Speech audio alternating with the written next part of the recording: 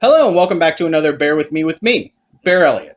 Yesterday, June 26, 2015, was a historic event for all of America, primarily the LGBT community. We won the right to marry in the United States, which is a huge, huge step forward in the equality fight. But we must never lose sight that we still have a huge battle ahead of us. Yes, we are out there celebrating. It's amazing watching the feed last night on Facebook and watching people change their photos to rainbow. I was just overwhelmed with so much pride and so much joy that I am a member of an amazing group of LGBT people.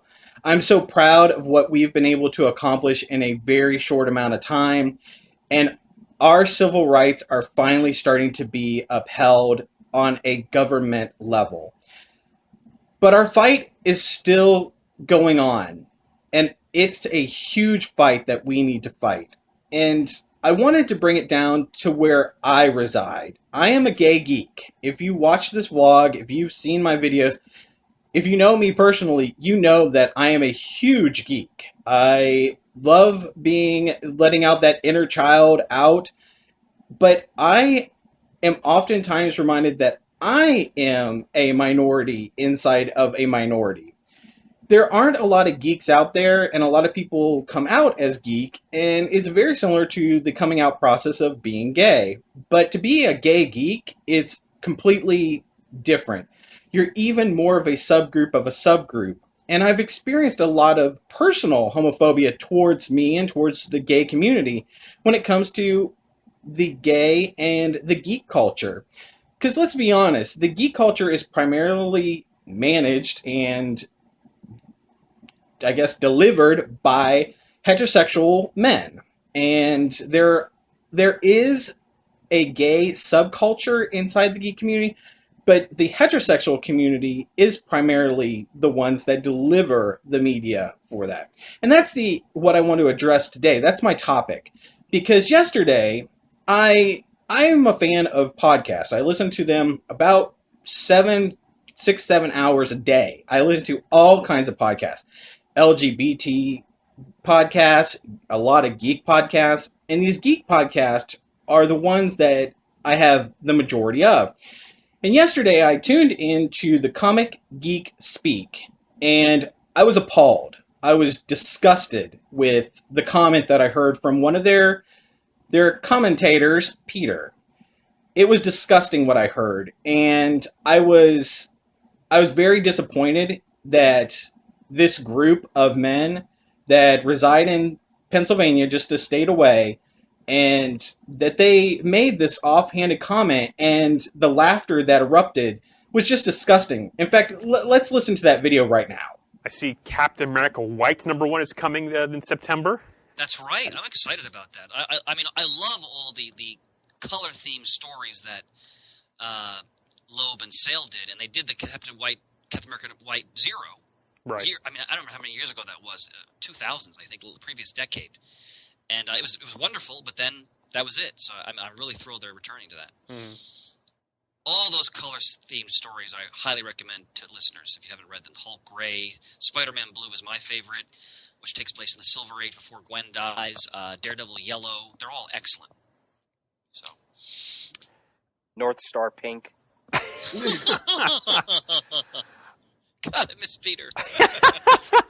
So it was a very slight offhanded comment that I don't know if a lot of people would have picked up on. But Northstar, if you don't know, is a out Marvel character. And he came out a very public way in the 90s during a very hard time for our community. It was during a huge rampant AIDS epidemic that we were dealing with, that we continue to deal with today. And he came out as a gay character. It was one of the first characters that ever publicly came out, and especially in the Marvel Universe, which was extremely heterosexual up until that point.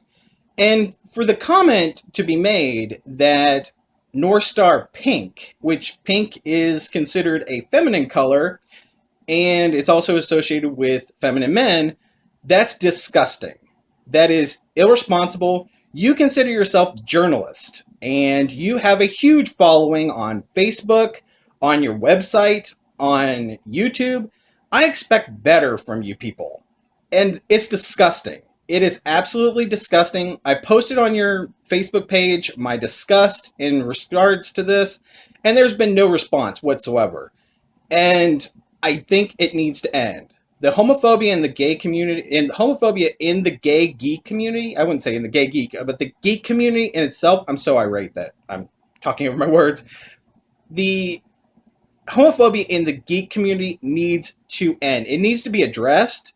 It needs to be squashed.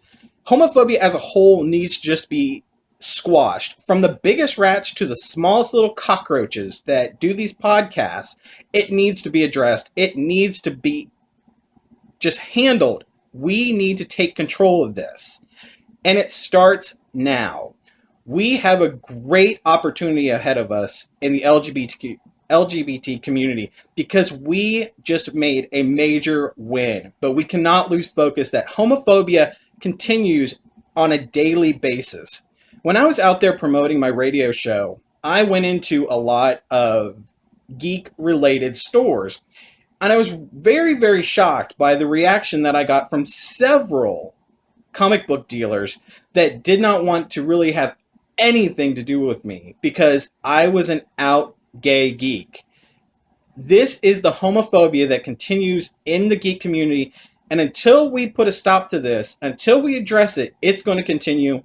We have children that are going to identify themselves as LGBT going into these comic book stores, and they're not going to feel comfortable coming out. They're going to have a lot of issues with being geek and being gay, and we need to step up as the adult gay community. The geeks among us need to step up and be the leaders of this movement. We need to stop homophobia now.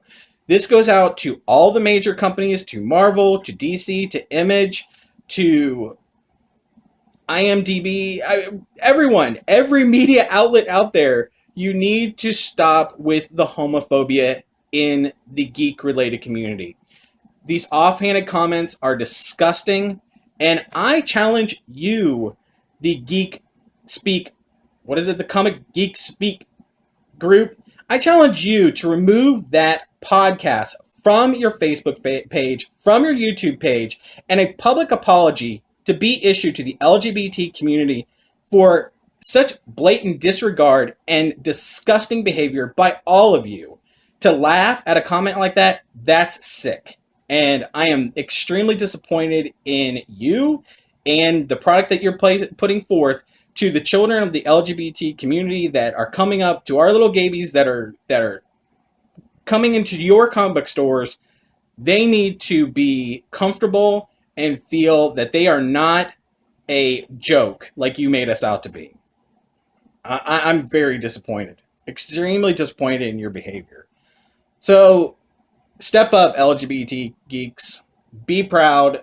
Go out there, fight the fight, and let's stop homophobia. So until tomorrow, bye, Cublets.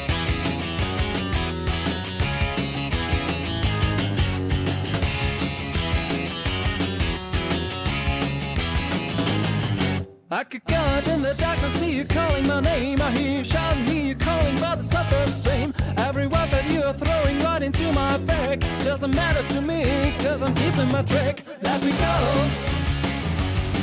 Let me go.